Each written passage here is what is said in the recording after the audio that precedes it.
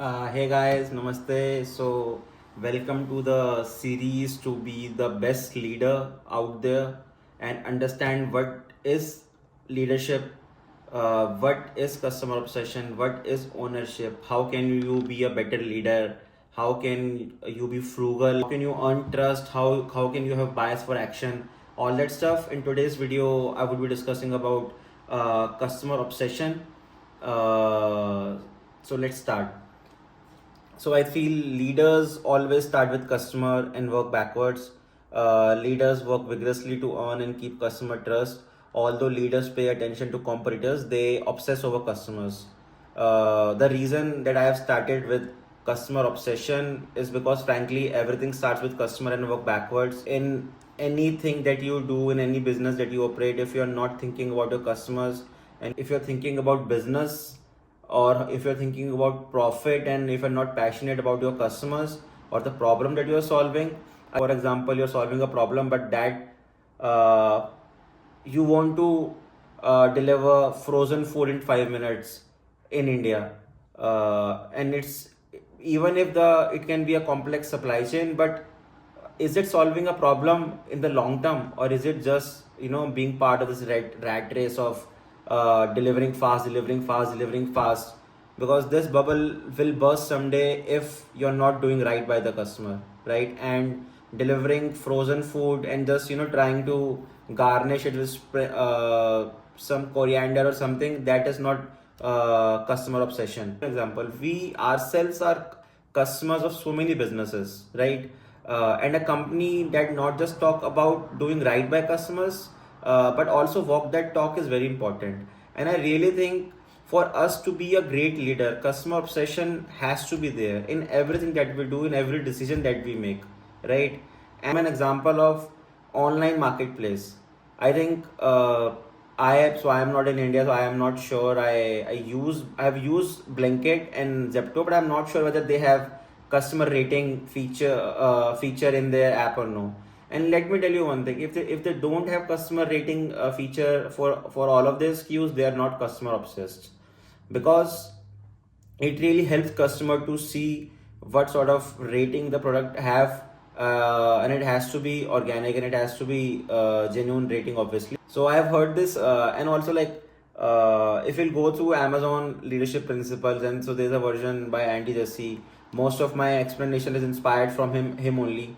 I will take you an example from pandemic, right? Where everyone had this uncertain economy, where every company in the world, including as big as company as Amazon, was trying to save money however they could. Most technology companies look at that environment and said, we are going to find a way to extract every last dollar from our customer in this tight economy. Amazon did the opposite. In their cloud computing business, AWS, Amazon went proactively to customers and tried to figure out how they could cost optimize for them, where they could save money, so they could redeploy that money in the future on projects that actually could help their business, and they could live to fight another day in that difficult economy. What problems are we trying to solve? What will customer care most about? What would they be most disappointed about if a product is launched with a XYZ set of features? Now I have also seen over time sometimes people get confused about how competitors or economics come into play when you think about leadership principles of customer obsession. And people wonder, well, am I being customer obsessed if I am thinking about sustainability and economics of doing what? And of course, many of us remember in everyone's life there was few companies who have came, offered a particular solution, we liked it, but they had to get closed. Like for example, there was this company Cosmo in the US. They came like way back in early 2000. They promised 1 hour delivery for movie videos, but it was not sustainable, and after some time they have to close shop.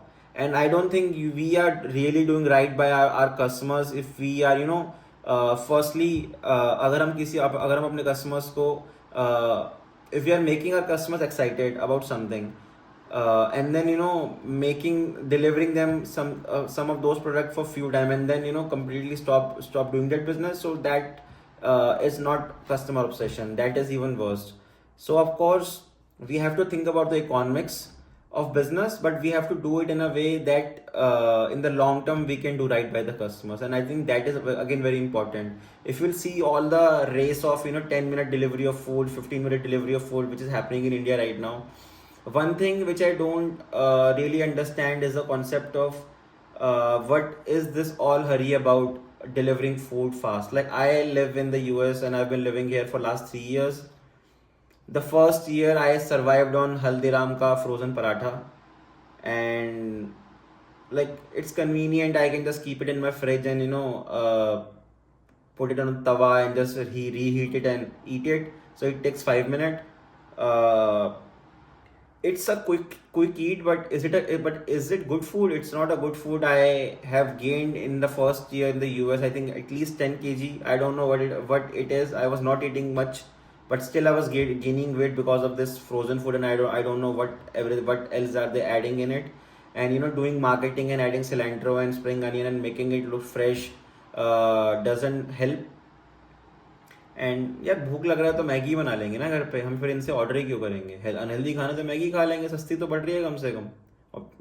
और each one to their own, but like there's YY, there's ramen, there's so many stuff, so many noodles that we can just make and eat. So why will we order? It just, I don't think this is doing right by the customers. If you are trying to shape the narrative and trying to show that delivering food quickly is really something which customer want, and I think future will tell, right?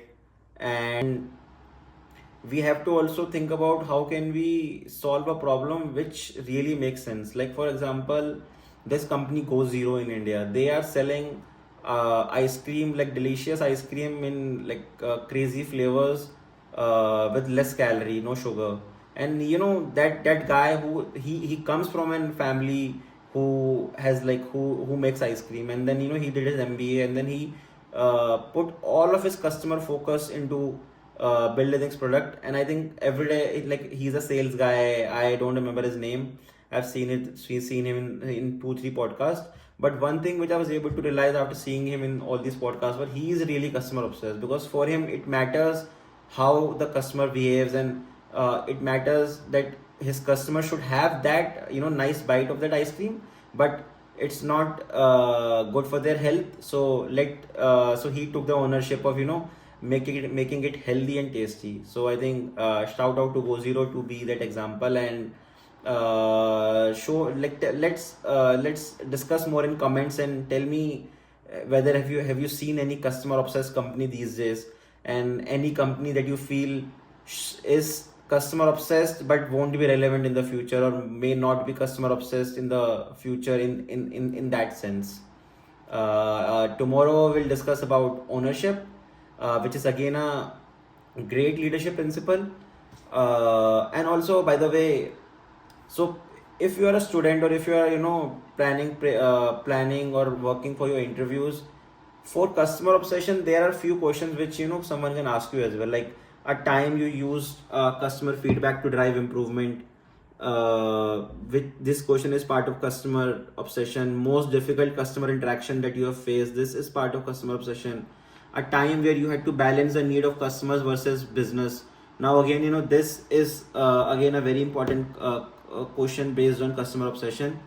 So try to write all these questions and ping me up, follow me on LinkedIn, and try to connect with me if you need help in any of these questions.